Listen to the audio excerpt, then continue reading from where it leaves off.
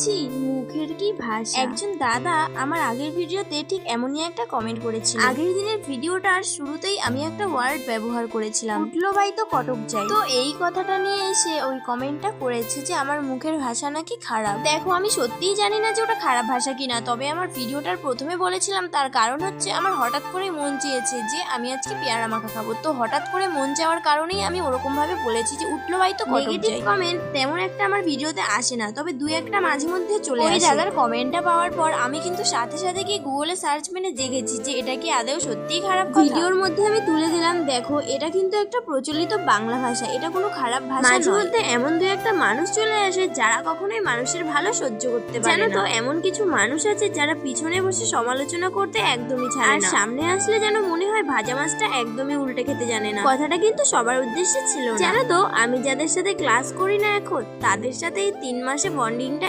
এতটাই ভালো হয়ে গেছে আমার। তাদের সামনে আমি ভিডিও বানালেই বলবে মনীষাদি আমাকে একটু ভিডিওতে নাও না, মনীষাদি আমাকে একটু দেখাও না। এই কথাগুলো পরবর্তীকালে অনেকটাই মিস করব।